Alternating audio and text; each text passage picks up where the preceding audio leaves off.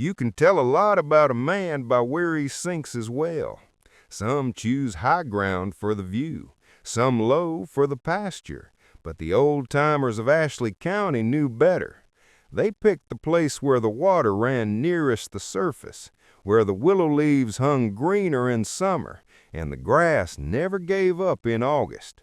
That's where they set their stakes, and that's where they started to dig. Now, back in the day, finding water was less science and more sense. You didn't have no hydrological survey or fancy well log. You had a man with a spade, a pick, and a prayer, and if he was lucky, a neighbor who'd done it before. The choice between spring and spade. In the early years of Ashley County, water wasn't a convenience. It was the first and final condition for staying alive. If you could find a spring, you built beside it. If you couldn't, you dug, or you didn't stay. Folks around Fountain Hill and the high prairies will tell you there were homesteads that failed not for lack of land or lumber, but for lack of water. Some of them had to haul their buckets from Norris Spring, half a mile or more, day in and day out. So when you read in the old histories that a family settled somewhere, understand what that meant. It meant somebody, probably the oldest boy or a hired hand, spent 2 weeks in the yard behind a half-built cabin throwing dirt skyward and hoping to hit something wet. The digger's craft. A good well digger was half miner, half prophet. He could read the ground like scripture, the way the sand packed, the way the clay clung to the spade. Slow work, but not too hard, they said, if you knew what you were doing. And there was always somebody who did. In the western part of the county, where the land was sandy, the wells were easy to dig but hard to keep. They'd cave in if you didn't line 'em right. Over in the center of the county, the clay was so tough that men wore through handles before they hit water. 65 feet deep, some of 'em, hand dug with nothing but a short spade and a pick. At first, the dirt came out by hand. A man would pitch it up over his shoulder until the hole was deeper than he was tall. Then he'd rig up a windlass, just a peeled log with a shaft through it, balanced on 2 posts, and tie on a rope and bucket. From there on, every shovelful came up swinging, 1 crank at a time. The buckets were home-built, too. Sometimes a nail keg with handles, sometimes a hollowed log capped at both ends. You didn't order supplies for this kind of work. You made do. The curb and the clay. Once the digger hit water, he built a curb around the mouth to keep children, cows, and the occasional drunk from falling in. In sandy places, they'd line the whole shaft with rock or rough-hewn boards to keep it from caving in. In the clay belt, they might leave it bare, trusting the ground to hold its own. And when it was done, when the rope creaked and the bucket came up dripping, that well was the heart of the homestead. Everything turned around it, washing, cooking, feeding stock, cooling milk, even courting. Many a first kiss in Ashley County happened by the well, under a sky so clear you could hear the frogs from 3 miles away. The well as refrigerator, lifeline, and gathering place. There was a second magic to the well, one that folks don't think about much anymore. It was the cold. Down 20 or 30 feet, the earth held a steady chill, and that made the well the only refrigerator in town. You'd drop a bucket down, not for water, but to keep the milk sweet. Butter, eggs, sometimes a ham wrapped in cloth. It all went into a second bucket tied to the same rope, hung just above the water line. The women would draw it up for breakfast, still cool and safe from the sun.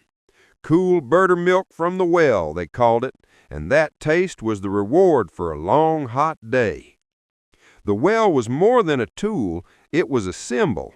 You could plant corn or cut timber and lose the crop, but if your well was clean and steady, your home was anchored. It was your private vein to the earth's own heart. The modern well and the science of water. These days, we drill instead of dig. The windlass has given way to the rotary rig, and instead of a man on a rope, we've got a pump buried 100 feet deep, humming in the dark. But the principle's the same: finding water that lasts. Modern wells come in 3 kinds. Dug wells, wide and shallow, are kin to the old hand-dug ones, picturesque but risky. Surface water can seep in and bring bacteria with it. Driven wells, or sand points, use a steel pipe with a filter tip hammered into a shallow aquifer. Cheap, quick, but limited. Drilled wells, or the modern standard, go deep, sometimes hundreds of feet, through solid layers to reach the clean water trapped below. They're lined with PVC or steel casing and sealed with a sanitary cap to keep out insects, runoff, and the rest of the world's mischief. The guts of a modern system are as elegant as any machine. A submersible pump pushes water to the surface, feeding a pressure tank that holds your daily reserve. A pitless adapter keeps the pipe from freezing, and a pressure switch turns the system on and off like clockwork.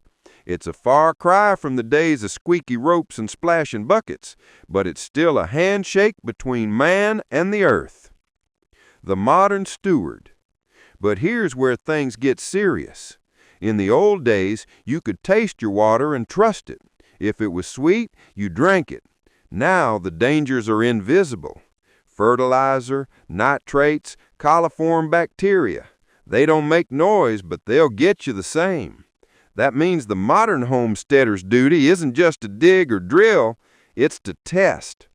Once a year at least, check for bacteria, nitrates, and pH. If it's off, fix it. You can shock a well with bleach for bacteria, soften hard water with ion exchange, or filter out iron with oxidation media. If your water smells like rotten eggs, it's sulfur. If it tastes salty, it's probably runoff. Everything can be treated, but only if you know what you've got. Drawing the line from then to now. In every generation, the well has been the line between wilderness and civilization. To dig one was to declare you were staying, that this patch of ground, this family, this life was worth rooting for. The old-timers called water the vein of the earth.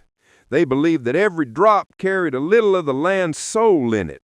And maybe that's still true, because whether you draw it up with a rope or a pump, whether it cools your milk or powers your washing machine, it's the same story.